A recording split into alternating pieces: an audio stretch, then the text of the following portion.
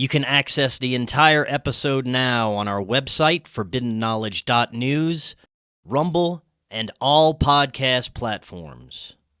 We've reached such an incredible point in, it seems like, consciousness evolution, where we're really pushing to try and understand some greater concepts at this point in our reality, and there's more and more of us that are at least becoming aware that there's a fundamental problem with a lot of what we rely on in the mainstream and what we rely on as far as some of our institutions, and that seems to have this ripple effect to where more and more people, once they become aware of that aspect, they start to pay attention to other things in their lives, and this has this powerful 100th monkey effect. And unfortunately, the point we're at now, it seems to be that there's so much growth at this time and so much information to decipher through that there's a lot of confusion,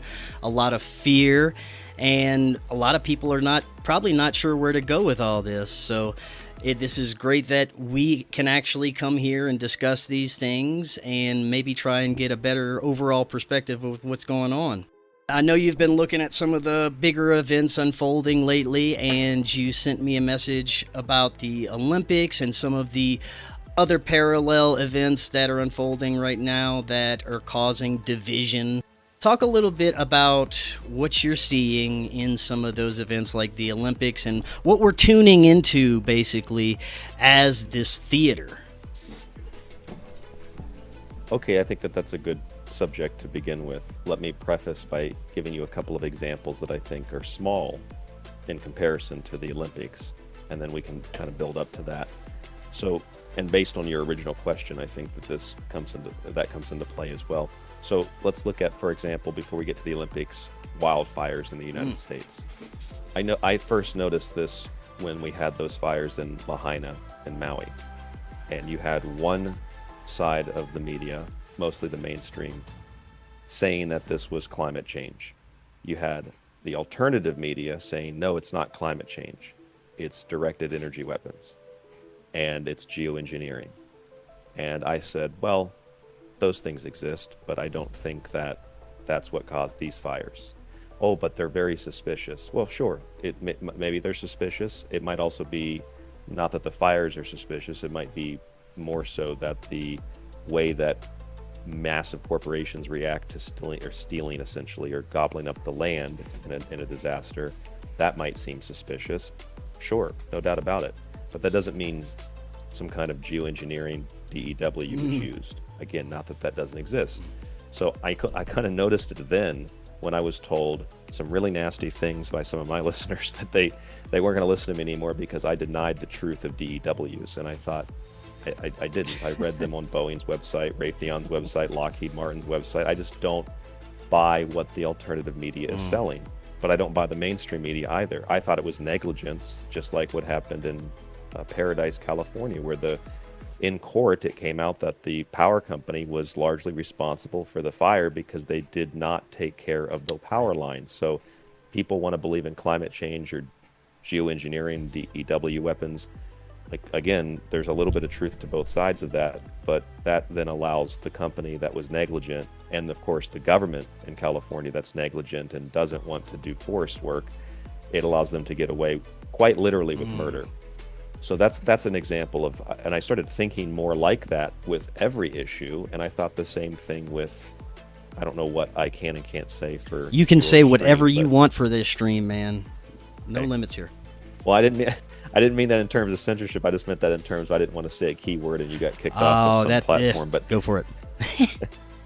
Okay, well, it's the same thing with vaccines, right? I never took a vaccine for COVID. I don't get my flu shot. I'm one of those people. I'm kind of an old school hippie liberal type of a person. Honestly, that's how I live my life. But I don't think that everybody is having cancer diagnosis because of COVID vaccines. And I think that's true because we saw massive spikes in cancer long before COVID vaccines. That doesn't mean that they can't contribute to them. But I don't think that that's what the main cause of the massive increase in cancer and cardiovascular disease and diabetes and all these other things are. And on the other hand, what do people say cancer is caused by? Well, it's not caused by the vaccine.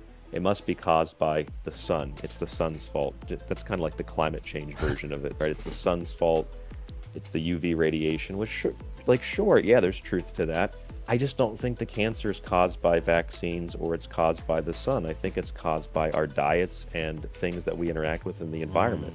And once again, that allows companies and that allows massive lumbering corporations. Not that I'm opposed to corporations making profit. I hope Tesla makes another $1 trillion and I hope Apple makes another $1 trillion.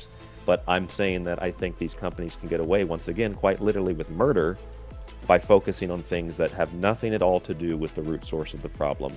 But there's a market for that. There's a market for climate change. There's a market for the sun did it. There's a market for its vaccines that did it. And there's also a market for, oh, you don't actually have heart disease. You just got SARS-CoV-2 and it's the virus that's making your heart go crazy. It's the virus that made you have a stroke. It's the virus that made you fat. It's the virus. It's the vaccine. It's like, no, it's the lifestyle on average.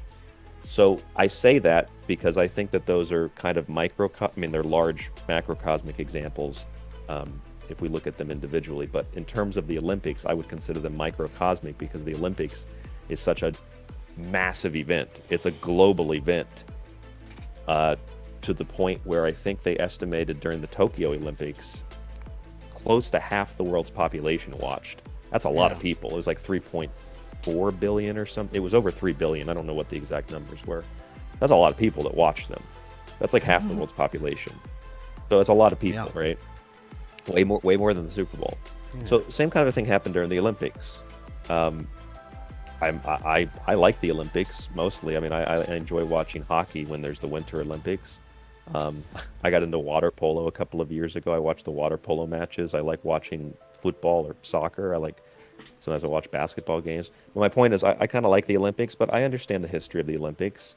I even wrote a history book where I talked a little bit about World War II in the book as an introduction to the overall subject matter. So I've studied that quite a bit in my life. I have a whole library of books on that.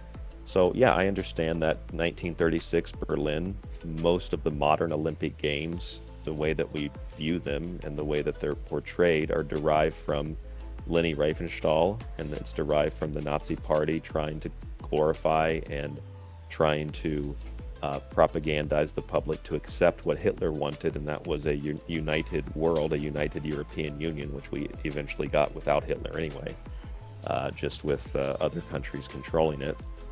That's a whole other story.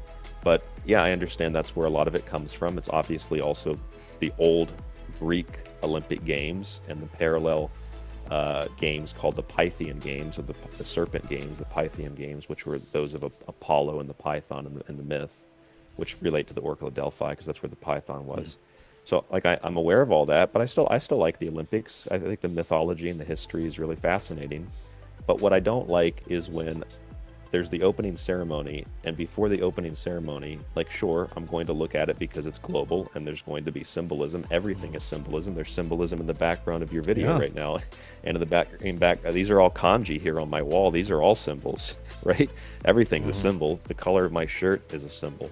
So yeah, there's going to be symbols, but that doesn't mean that they're satanic. It doesn't mean that the Illuminati put them there. It doesn't matter. That doesn't mean that the Masons were involved, right? So that's the mindset you have going into it. Or you have the mindset of, that's all crazy. There's no such thing as symbols. Like, basically, symbols don't exist. There's no meaning to any of this. It's just an opening ceremony because we want to watch some international sport. And I think that, likewise, you go into it with that mindset, which I think the majority of people do, and you don't see the subtle things. Even, and this is the point, even admittedly symbolic things. Like, for example, the Olympic logo, you saw the Olympic logo, the woman's hair and the lips. That's not something that conspiracy theorists found. That's not something that the average person just, glossed over.